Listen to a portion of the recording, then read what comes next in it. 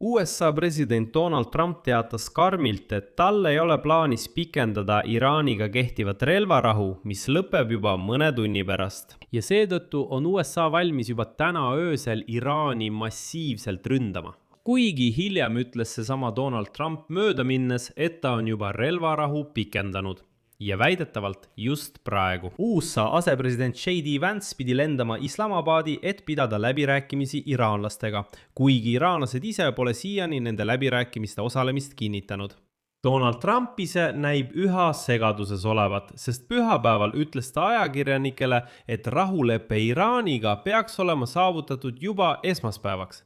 Esmaspäeva hommikul teatas ta ise, et ei, oodake, asepresident Vance suundub nüüd Islamabadi läbirääkimistele, kuid juba teisipäeval. Teisipäev saab läbi ja Vance polegi kuhugi lennanud. Ja siis lisab Trump mööda minnes, et rahuleppe sõlmimise lõpptähtaeg on nüüd kolmapäeva õhtu ehk 22. aprilli õhtu.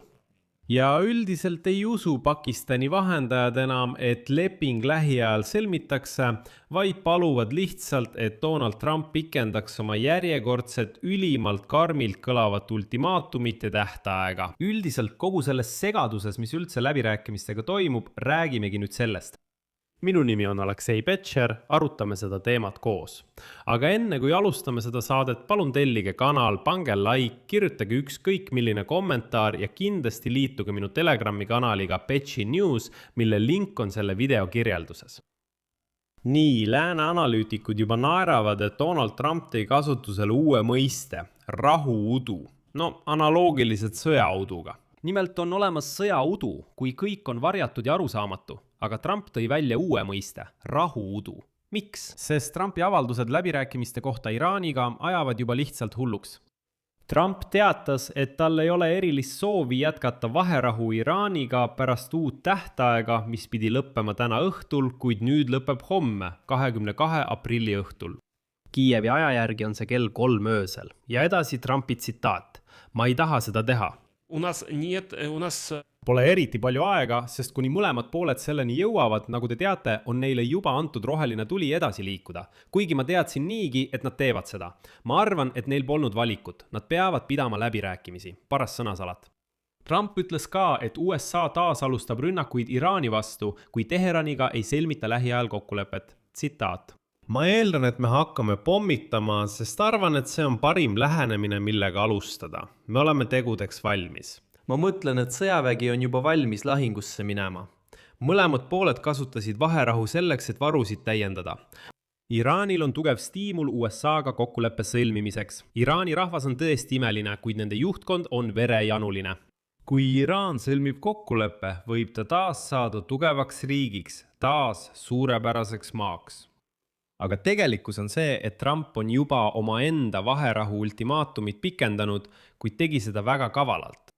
Ja kõigepealt teatas Trump pühapäeval kõigile ajakirjanikele, et rahulepe Iraaniga peab olema saavutatud juba esmaspäevaks. Esmaspäeva hommikul teatas ta ise, et USA asepresident J.D. Vance suundub juba teisipäeval Islamabadi läbirääkimistele. Lõpuks ei olnud Vance isegi kell 14.00 ega isegi kell 15.00 Washingtoni aja järgi teisipäeval Ameerika Ühendriikidest välja lennanud.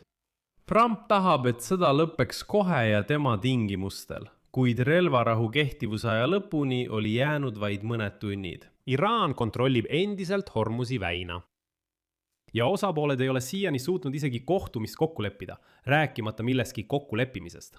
Seetõttu võib sõda olla ulatusliku laienemise lävel. Ja nüüd toob välja Axios Valge Maja esindaja sõnad, tsitaat. Donald Trumpil on sellest kõigest kõrini. Ta tahab, et see lõppeks. Talle ei meeldi, et Iraan kontrollib väina ja hoiab Lähis-Ida oma käes. Talle ei meeldi, et nad kasutavad seda meie vastu.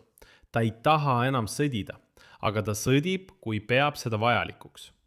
Ja nii kaval Donald Trump pikendas kogemata oma enda tähtaega. Ja kõige huvitavam on see, et teie ja mina, samuti paljud teised, ei pannud tähelegi, kuidas Donald Trump pikendas oma enda vaherahu, kuigi ta ise ütles, et ei taha seda pikendada. Tuletan meelde, et ametlikult kehtestati 2 nädala pikkune vaherahu 7. aprillil. plaani kohaselt pidi vaherahu lõppema just täna, 21. aprillil hilja õhtul. Ja kuigi täiemahulise kokkuleppe sõlmimine nii lühikese ajaga oleks olnud keeruline, oleks Trump samuti võinud nõustuda lihtsalt tähtaega pikendama, kui oleks ilmnenud märke edusammudest. Ja eelmisel päeval lisas Trump tegelikult oma enda tähtajale veel 1 päeva juurde. Kuigi vaherahu lepinguga kokku lepitud 2 nädalat sai läbi teisipäeval, astus Trump esmaspäeval välja ja teatas, justkui poleks midagi juhtunud, et tähtaeg on nüüd hoopis kolmapäeva õhtu. Kuigi ta alles eile ütles, et ei taha vaherahu pikendada, pikendas ta seda siiski. Ja teate, siin tahan ma meelde tuletada ja isegi rõhutada, et näiteks reede seisuga tundusid Trumpi optimistlikud avaldused peatsest rahust. Ta ütles siis, et kokkuleppe saavutatakse päev või 2 hiljem, täiesti usutavad. Miks? Sest Iraani välisminister Abbas Araghchidi oli tol hetkel just äsja teatanud, et Hormuzi väin on täielikult avatud. Maailmaturud rõõmustasid, naftahinnad langesid, kuid vaid 24 tunni pärast hakkas olukord justkui taas kontrolli alt väljuma ja jõudis sõja äärele. Mõni tund pärast seda, kui Araghchidi laupäeval teatas, et väin on avatud, avas Islami revolutsiooni kaardivägi tuletankerite pihta, mis üritasid väina ületada, viidates Trumpi soovimatusele eemaldada Ameerika enda blokaad. Ameerika ametnikud pidasid seda tõendiks lõhest parlamendi spiikri Mohammad Bagher Ghalibafi ja Islami revolutsiooni kaardiväe korpuse komandöri kindral Ahmad Vahidi vahel. Selgus, et USA delegatsioon arvas, et Ghalibaf ja Araghchi teevad tõepoolest mingeid otsuseid ning nendega saab pidada läbirääkimisi.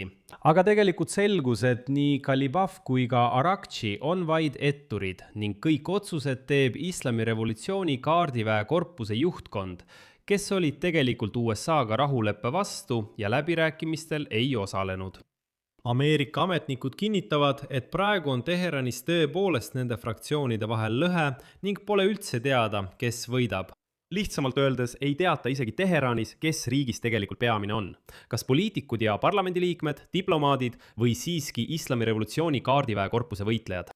Möödub veel 24 tundi ja pühapäeval teravdasid USA olukorda tulistades ja hõivates Iraani lipu all sõitva kaubalaeva väljaspool Omaani väina.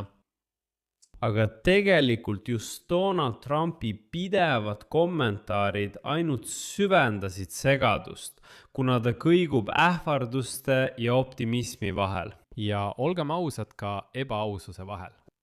Samal ajal kui tema läbirääkijad pakkusid välja $20 miljardi väärtuses Iraani varade vabastamist Iraani uraanivarude eest ja arutasid ajutist moratooriumi uraani rikastamisele, väitis Trump avalikult täiesti valesti, et Iraan on juba nõustunud loobuma varudest ja rikastamisest.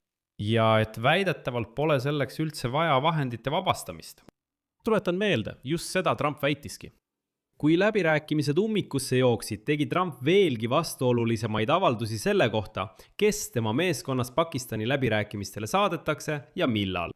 Alguses J.D. Vance ei läinud. Trump väitis, et lendavad ainult Witkov ja Kushner. Hiljem sõitis J.D. Vance juba Pakistani. Hiljem Trumpi sõnul oli J.D. Vance juba õhus ja tema lennuk pidi kohe Pakistani maanduma. Hiljem selgus, et J.D. Vance ei olnudki selle lennuki pardale läinud. Ja praeguse seisuga pole keegi kuhugi lennanud. Iraani pool väitis samal ajal, et Trump valetab kogu aeg. Ja möödub vaid 2 päeva ning Trump, kellel oli reedel juba tehing taskus, ähvardas taas Iraani, et hävitab nende sillad ja elektrijaamad. Ja Teheran kahtlustas, et see oligi tema tõeline kavatsus. Ning diplomaatilised läbirääkimised olid vaid kattevarjuks ootamatule rünnakule. Iraani president Masoud Pezeshkian ütles järgmist, tsiteerin. Iraanis valitseb sügav ajalooline umbusk USA valitsuse tegude suhtes ning Ameerika ametnike hävitavad ja vastuolulised signaalid kannavad kibedat sõnumit. Nad nõuavad Iraani alistumist, kuid iraanlased ei allu jõule. Ja probleem seisneb selles, et hoolimata Donald Trumpi avaldusest ei ole iraanlased kordagi nõustunud igaveseks rikastamisest loobuma ega ole kunagi nõustunud seda uraani USA-le või mõnele teisele riigile üle andma. aga Trump on juba teatanud, et Iraan on kõigega nõustunud.